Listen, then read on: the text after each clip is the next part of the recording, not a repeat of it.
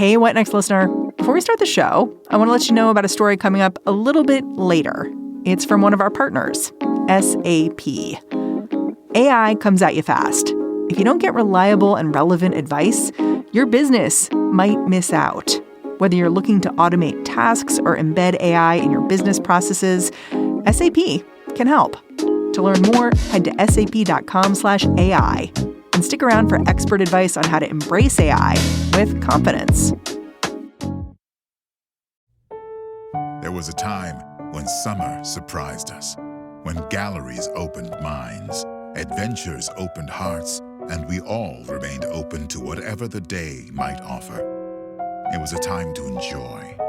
It was summer, this summer, at Builtmore. Plan your visit or overnight stay so you can enjoy the marvelous works of Chihuly and savor the season. Reserve now at Builtmore.com.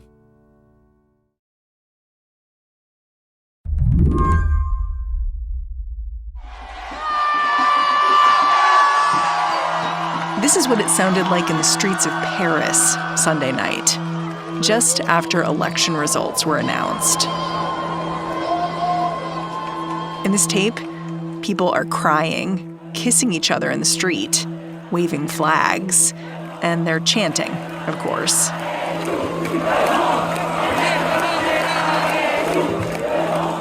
After 8 p.m., Paris, central Paris, was essentially, it felt like a music festival or something. Harrison Stetler is a journalist living in Paris, covering the election. It was a real roller coaster of a ride that went down in two phases, an initial contest a week or so back, and then a runoff over this weekend. The entire French parliament was up for grabs. Everyone thought the far right was going to take it in a landslide. But instead, the left won the most seats. And the far right, they came in third. You just had an uproar of jubilation. I mean, I've seen some videos of people on their roofs, actually, at around 8 p.m., and they're just filming sort of panorama style of Paris. And you can just hear this sort of roar emerging from the city. You can't see anyone because it's just the rooftops of Paris, but you can hear that there are thousands and thousands of people sort of letting out a collective sigh of not only relief, but also happiness and excitement. This was not how things were supposed to go last night. Not at all. Not at all. I mean, for much of the last month, the prevailing narrative and the story of the snap elections was that the far right was on the doorstep of power. This election had surprises in store for everyone. Take French President Emmanuel Macron. He actually called for these elections in the first place, but he did not benefit from them. He is a centrist, and it was left-wing candidates who enjoyed a surge of enthusiasm, even if it wasn't enough to form a majority government. All this means France's prime minister job is up for grabs, while political leaders sort out who exactly is going to run the country. And Macron has 3 years of his presidency left, and this severely weakens him. He is going to be finding ways to claw back authority and claw back some form of sway over parliament, but it's gotten out of his hands for the time being, that's for sure. You know, these snap elections happened because France's president, Emmanuel Macron, said he wanted a clarification for the country. A month or so ago, his party got walloped in elections for the European Parliament. I'm sort of wondering, is a clarification what France got here? It's a tough question. Clarity, it seems like clarity is a tough word to use given the degree to which this has blown up in the president's face, I would say. I mean, a former French ambassador put it like this: the French crisis has only just started. Would you agree with that? Absolutely, yeah. Absolutely. Today on the show, France went to the polls, but who really won? I'm Mary Harris. You're listening to What Next? Stick around.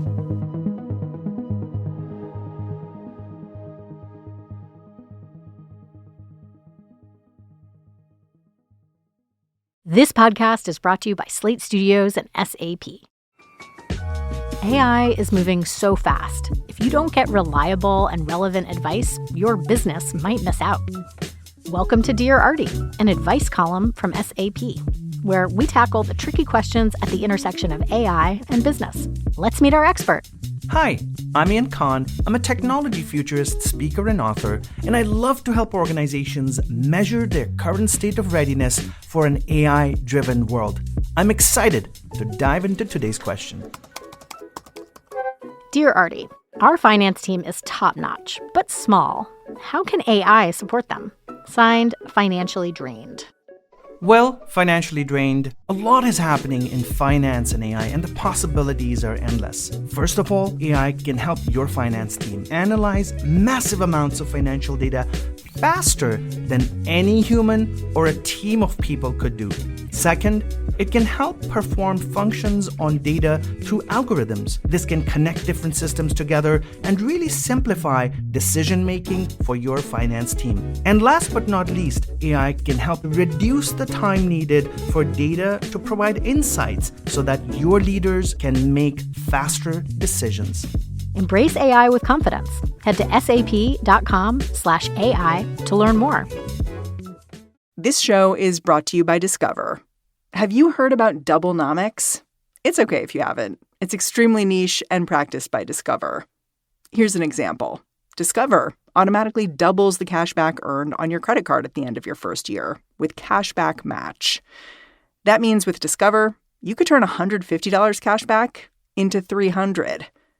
It pays to Discover. See terms at discover.com/creditcard.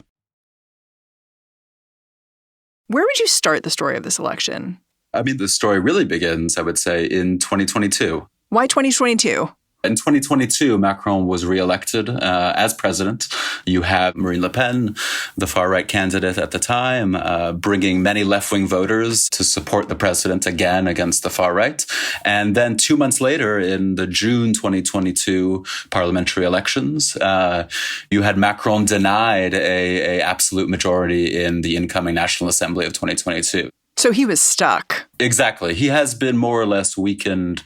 His sway over Parliament specifically was weakened severely in 2022.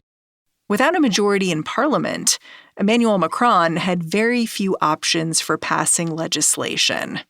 For example, last year, in order to raise France's retirement age from 62 to 64, the president had to issue the French equivalent of an executive order, which provoked anger from voters who said he was trying to govern by decree.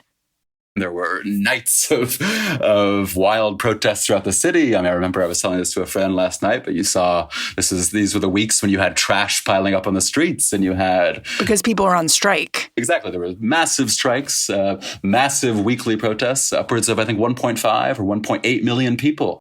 Then, President Macron and his coalition of centrists suffered another blow last month. That's when the European Parliament held elections. Every member country chose its representatives to the EU for the next 5 years. In that contest, the far-right National Rally came in first among French parties. They took home more than 30% of the vote, twice the total of President Macron's party. For the French, this EU election exposed a conservative shift that's been going on all during President Macron's time in office, as the right wing succeeded in pushing an extremist vision that they've had for France for decades. Jean-Marie Le Pen, Marine Le Pen's father, founded what was until 2019 called the National Front, le Front National, and that was founded in 1972 with Jean-Marie Le Pen and a number of other I guess there's not a better word than neo-fascists of the period. I mean, this was a coterie of people who were opposed to the end of France's colonial foothold in Algeria. Jean-Marie Le Pen was actually a veteran of France's colonial wars. He sort of lived through the decline of imperial France, and in 1972 established a party to essentially remake French conservatism around a new sort of nationalist and yeah, quite frankly at the time, and there's an open debate today if this party should still be referred to as fascism. Obviously, the party has at least attempted or tried to clean up its image. I mean, this is the main narrative of the Marine Le Pen era of the National Front and now the National Rally, is that the party has moved to detoxify. But besides, I guess, a few cosmetic rhetorical changes, the central thread of this political force is opposition to immigration. Immigration, in their view, has led to the decline of French and European civilization, and it is a national crisis that supersedes everything else.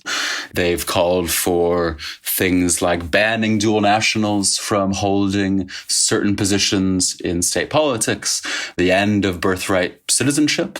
They're calling for further restrictions on the ability to wear signs that could lead one to believe that an individual is Muslim in public space. The headscarf. This has been the bread and butter of the French right for decades. I'm assuming that the National Rally's victory in the EU elections didn't come out of nowhere. Like, how long has the right been gaining power in France, and what's been pushing voters towards them? That is, I guess, the million-dollar question. What really is driving it?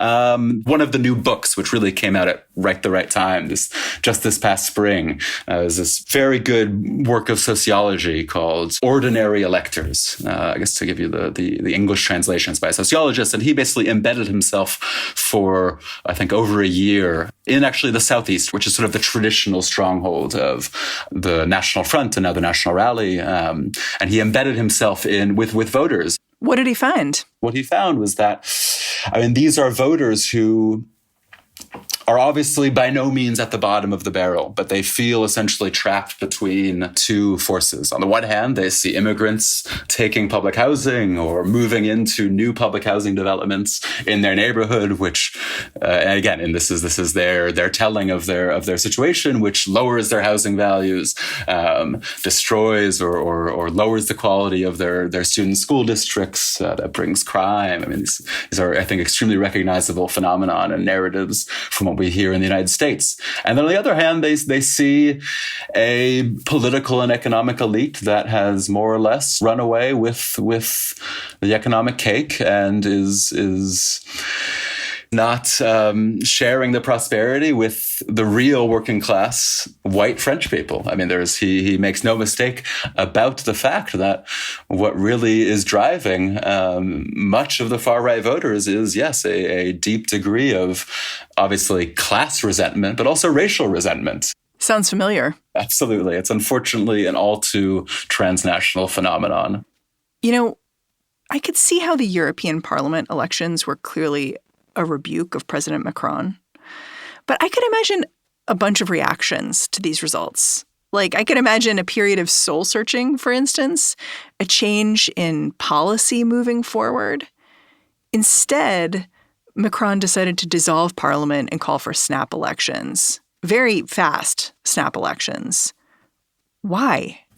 I mean, knowing what we know about Macron, he is not someone who takes kindly to sharing power and working through consensus and compromise and coalition building. And that is just the situation that he was in. And it was not good enough for him.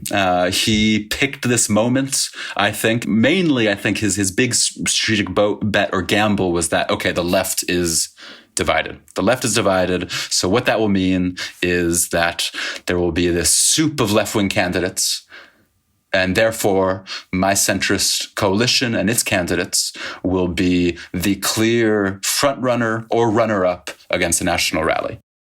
Basically, President Macron made a bet that by calling an election in just 3 weeks, he could create disarray on the right and the left, and his centrist party could come out ahead.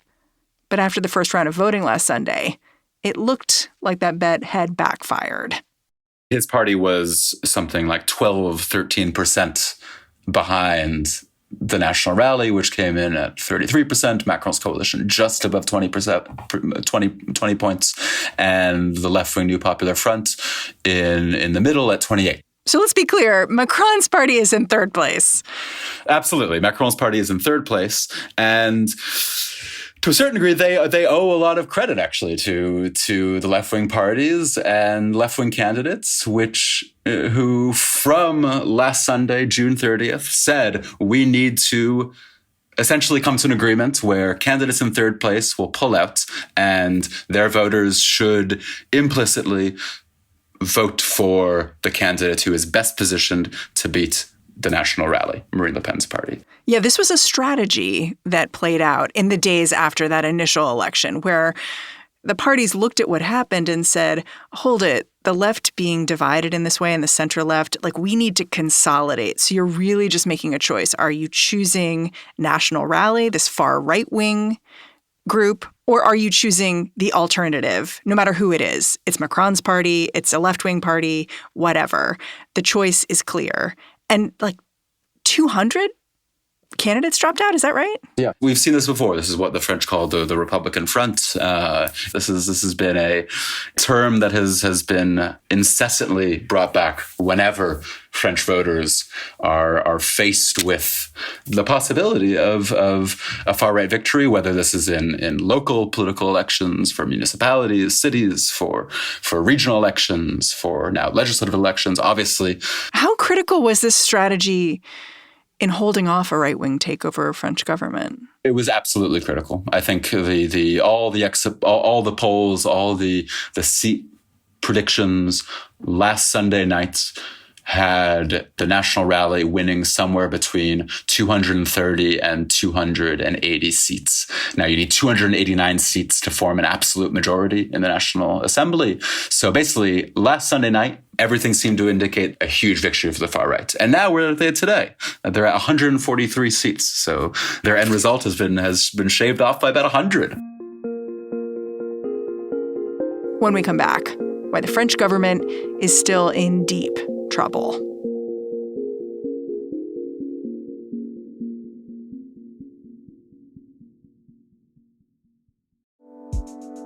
In 1978, gay people in California faced a dire threat. Proposition 6, the Briggs Initiative. The teaching profession is riddled with the homosexual element. John Briggs is going to fire every gay and lesbian school teacher in the state of California. I'm Christina Cauterucci. This season on Slow Burn, we'll explore how a nationwide backlash against gays and lesbians led to a massive showdown in California. This was tens of thousands of pissed-off gay guys and lesbians roaring down Market Street. With so much at stake, young people became activists. We've got to fight back. We can't let this happen in California. And activists became leaders. My name is Harvey Milk, and I'm here to recruit you. Slow Burn, Season 9, Gays Against Briggs.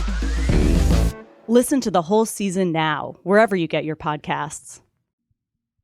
Let's just lay out really plainly the outcome of this election, because it's interesting to me. If you look at the number of seats, the National Rally was handily defeated, coming in third in terms of number of seats in Parliament, behind both the New Popular Front and President Macron's party. Right. Then when you look at the votes, though, the National Rally actually took home 37% of the vote, which is more than any other group.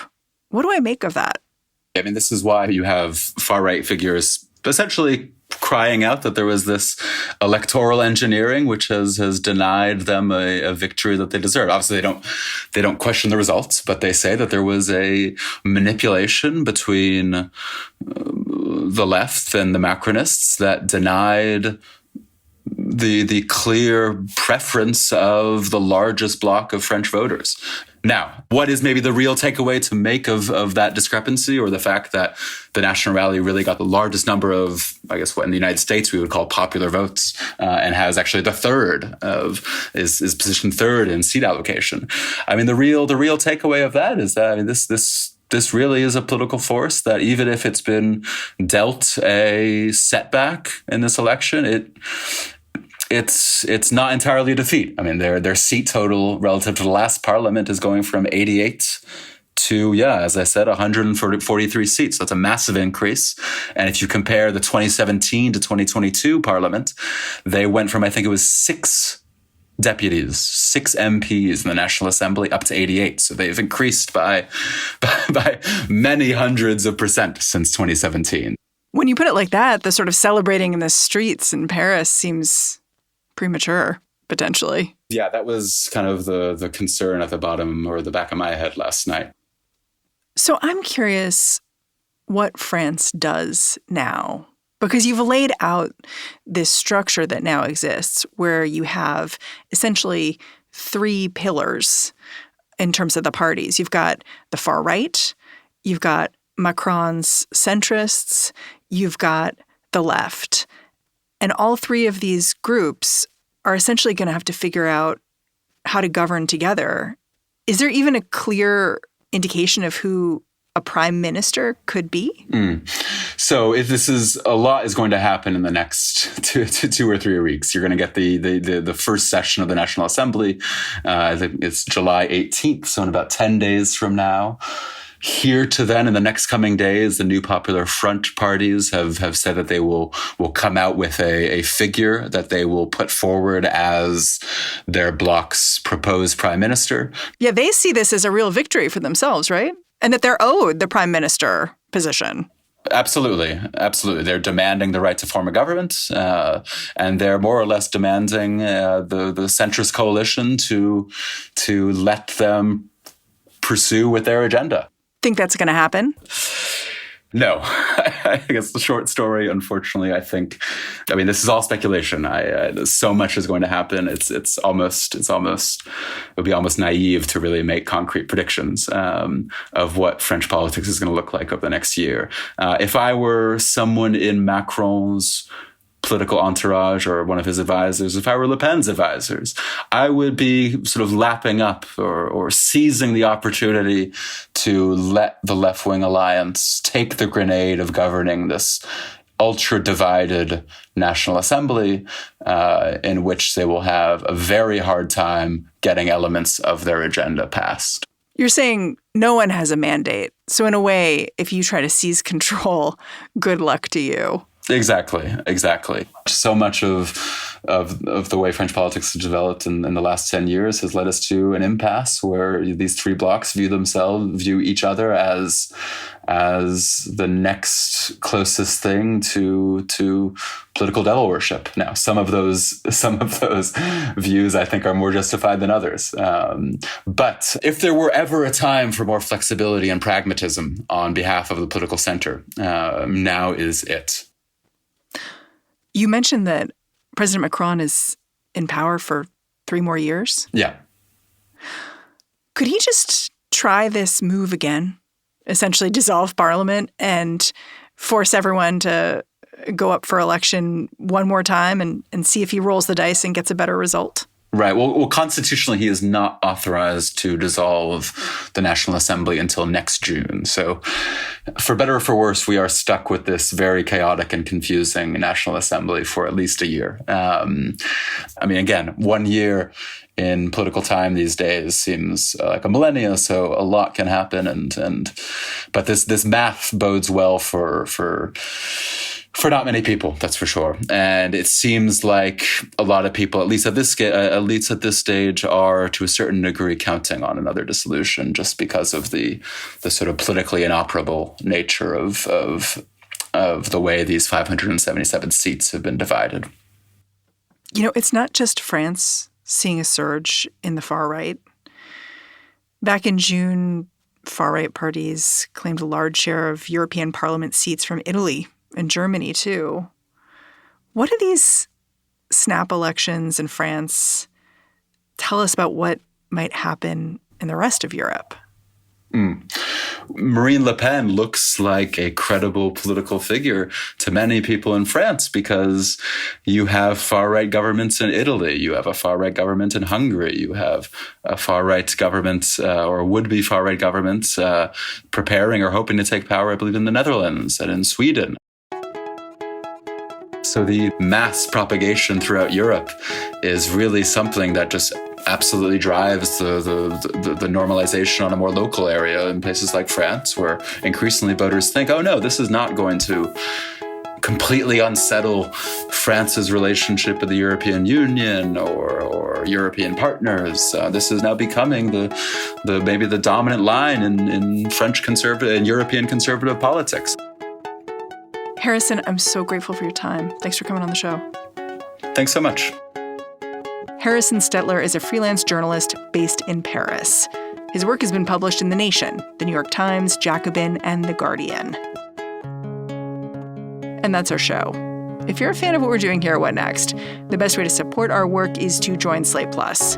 Go on over to slate.com/whatnextplus to sign up. What Next is produced by Paige, Osburn, Elena, Schwartz, Rob Gunther, Anna Phillips, and Madeline Ducharme. We are led by Alicia Montgomery with a little boost from Susan Matthews. Ben Richmond is the Senior Director of Podcast Operations here at Slate. And I'm Mary Harris. Thanks for listening. Catch you back here next time.